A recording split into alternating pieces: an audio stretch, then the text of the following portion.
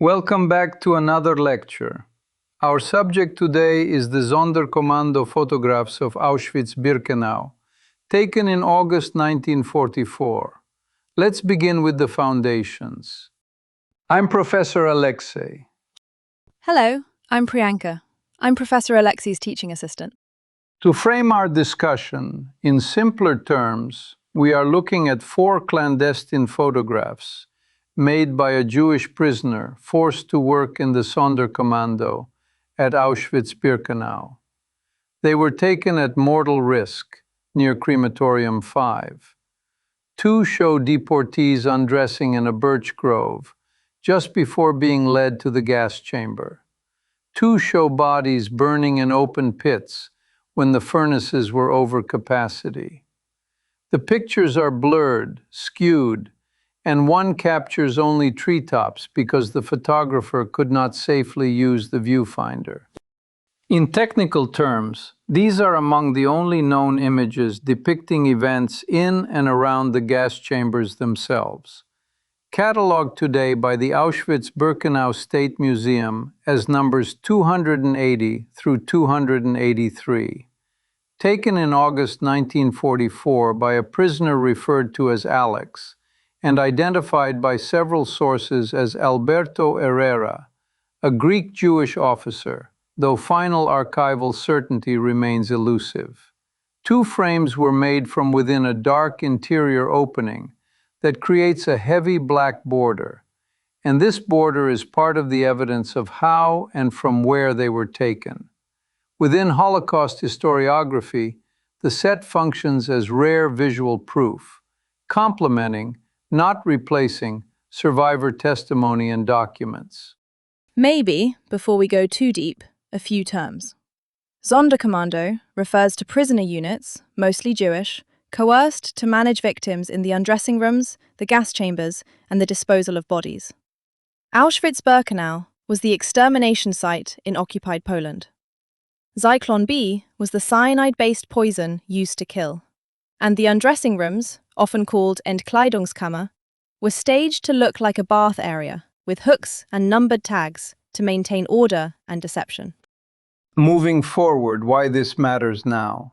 It is crucial to understand that these photographs serve as evidentiary anchors for Nazi crimes, and as records of resistance under extreme duress. They are not merely images, but testimonies created by people who risked immediate execution to produce a visual trace for us. As we observe, they have also become a pedagogical fulcrum for discussing how we handle atrocity imagery responsibly in classrooms and in public memory work. And there was, a long-standing misunderstanding. Early versions were cropped and sometimes retouched to make the figures clearer, which, ironically, remove the thick black margins that show the photographer stood inside a dark opening. As Georges Didi Huberman argues, that darkness is part of the testimony. Later, when uncropped prints surfaced in 1985, scholars could finally read the vantage point more precisely. Let's start with the history. The operation was collective. Alter Feinzelberg, also known as Stanislav Jankowski, helped plan. Shlomo and Yozel Dragon and David Shmulevsky assisted. Shmulevsky hid a compact camera, recalled as resembling a Leica, in a bucket, and acted as a lookout from the roof. They watched the SS tower near Crematorium 5 and moved only when sight lines were clear. The photographer shot rapidly and from the hip. This explains the skewed horizons and the misaimed frame of trees. Importantly, one cremation scene includes an SS man with his back to the camera, a reminder that lethal authority was mere meters away. Chronologically, we can place the set in August 1944, a period of intense arrivals. Convoys from Mechelen and Drancy reached Birkenau in early August. Regarding how the images left the camp, the film was smuggled out via the Polish underground in a toothpaste tube by Helena Danton, who worked in the SS canteen.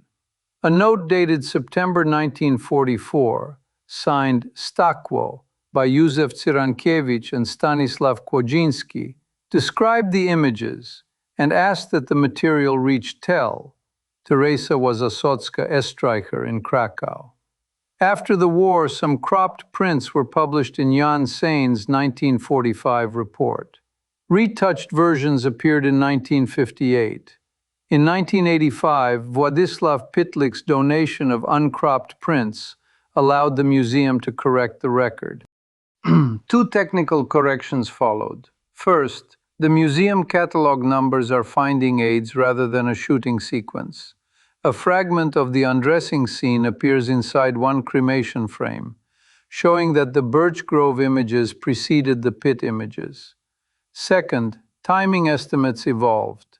Chmulevsky remembered a 15 to 30-minute span, whereas Christophe Cognet's shadow analysis suggests late morning for the undressing pictures and mid-afternoon for the cremations, plausibly before and after the same gassing. Igor Bartoshik further proposed that the undressing shots were taken through a high Zyklon B opening, which would fit the downward angle and the photographer's tall build. Before we head into questions, one personal note. My academic interest lies in the ethics of evidence. That is to say, how images function as data and as testimony without being reduced to either.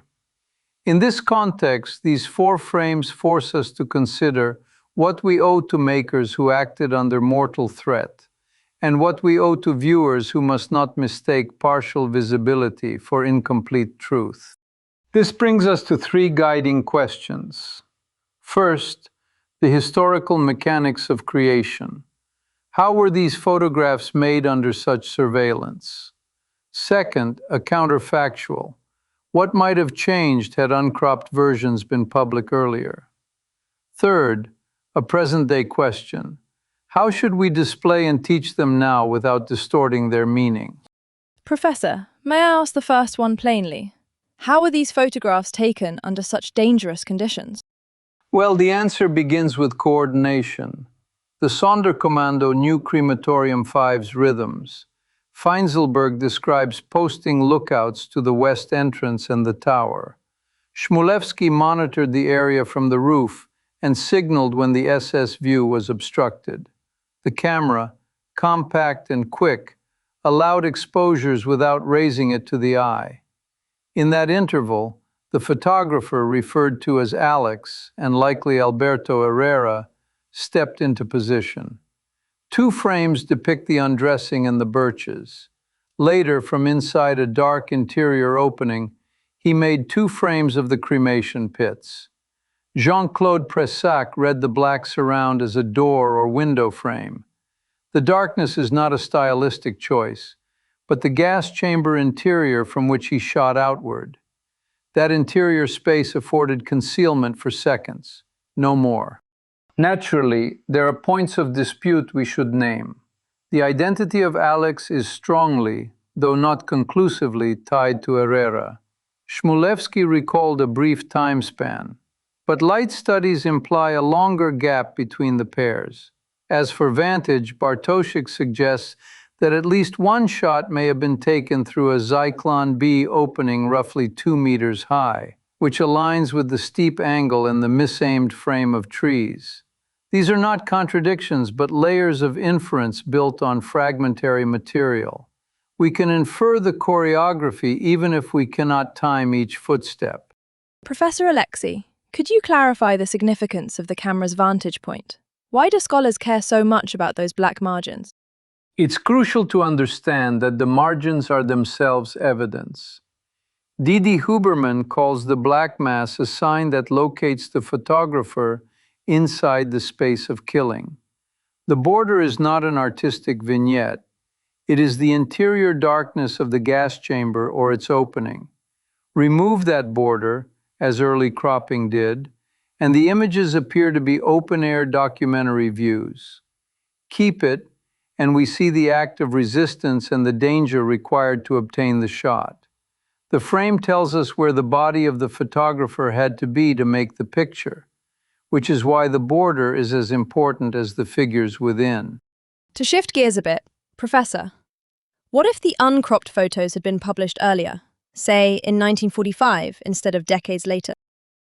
Arguably, earlier publication of the uncropped frames would have foregrounded two things sooner. First, the vantage inside the gas chamber area, which would have made the conditions of production unmistakable to readers of early reports. Second, the collective resistance of the Sonderkommando, whose planning is inscribed in the very edges of the images. Could this have altered judicial outcomes? We should be careful. Post-war courts already had overwhelming documentary and testimonial evidence. But public comprehension of how the killing process looked from the inside might have been sharper. And museum practice might have standardized the preservation of full frames earlier, reducing later confusion about cropping and retouching. As it were, one must not overstate the power of any single set of images. Denialism is not cured by clarity alone. Nevertheless, uncropped publication could have strengthened the visual archive that educators drew upon in the 1940s and 1950s, perhaps accelerating scholarship on vantage, sequence, and the role of the Sonderkommando as documentarians under compulsion. Professor Alexei, what impact would this have had on historical documentation, like cataloguing and museum labels? In simpler terms, we might have seen earlier corrections to the shooting order, clearer emphasis on the black frame as part of the content, and stricter norms against retouching. Archivists may have required full-frame reproduction with margins and notations about vantage. Labels would have highlighted that the darkness is the interior space. And didactic materials could have paired the cropped and uncropped versions to teach how editorial decisions shape memory. Fundamentally, the methods we now regard as best practice might have become best practice sooner. Building on that, Professor, what are the current challenges in presenting these photographs today? We face a balance problem. We must preserve original context, including the black margins and the history of cropping, while also making the images legible for learners. That means presenting provenance, stating clearly when a version is retouched, and situating the frames within the procedures of deception and murder without lapsing into voyeurism. In digital environments, we contend with rapid decontextualization, so captions, content advisories, and links to authoritative repositories become as vital as the pixels. We also need to protect against misuse, for example in memes or denialist misreadings, by providing high-quality watermarked reference images accompanied by rigorous explanatory text and, where appropriate, diagrams of crematorium 5 to show where the camera likely stood. Of course, accessibility matters. Descriptive text should acknowledge what the photographs cannot show: the sounds, the immediacy of coercion. Translations of the September 1944 note and related documents should travel with the images, and educators should provide time and structure for reflection, because these are not slides to glance at, but evidence to read carefully. Professor Alexei, where does further research need to focus? What would actually move our understanding forward? 2 tracks, at least. First, technical and archival work, including photogrammetry to refine vantage reconstructions, alignment of sun angles with site models, and standardization of metadata so that every reproduction carries the story of its own frame and any alterations. Mapping the resistance network that moved the film, from Helena Danton through the note signed Stockwell to Tell in Krakow, would also clarify dissemination pathways. Second, pedagogical and memory studies, assessing how different presentations, cropped, uncropped, annotated, affect learners' comprehension of agency, coercion, and evidence. In this context, we still have open questions about attribution and about the exact intervals, and we should treat such uncertainties as teachable features rather than flaws. To summarize, We have been discussing 4 clandestine frames made in August 1944, under extreme risk, likely by Alberto Herrera, showing undressing in the Birches and pit cremations near Crematorium 5.